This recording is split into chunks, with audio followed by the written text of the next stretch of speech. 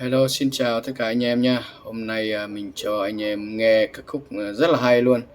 Nhưng mà anh em vừa rồi cũng vất vả với nó đấy. Ca khúc có tựa đề là đây, Ra khơi. Đấy. Mình vất vả với nó rồi. Thì anh em thưởng thức.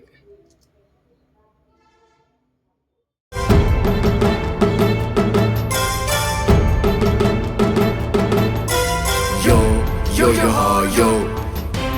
Yo, yo yo ho yo. Yo, yo yo ho yo. Kéo neo cho thuyền ra khơi. Yo, yo yo ho yo. Nắng lên cho thuyền vượt sông. Yo, yo yo ho yo. Này gió rông ta ngại chi,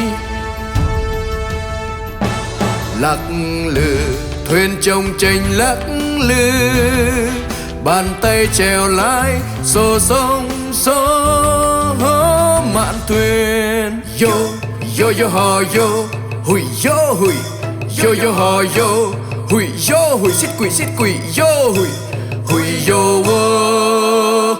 Cơn đằng đông giật cho con thuyền ngẫu là wo, cơn đằng tây mây đen che mũi nãy là wo. Mặt trời lên chân mây xôn xao, phía đằng khơi sông yên biên làng. Hùi là hùi dô quan, hùi là hùi dô quan, kéo ta kéo lưới, quay dây luồn ca. Trai sức trai trắng, dám nắng với làn da nâu, vui sao những ngày trên biển.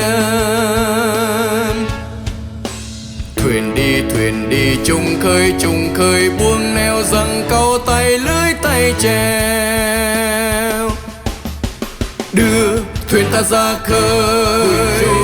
Biển lặng sóng yên, múa bàn chài ơi, đưa thuyền ta ra khơi.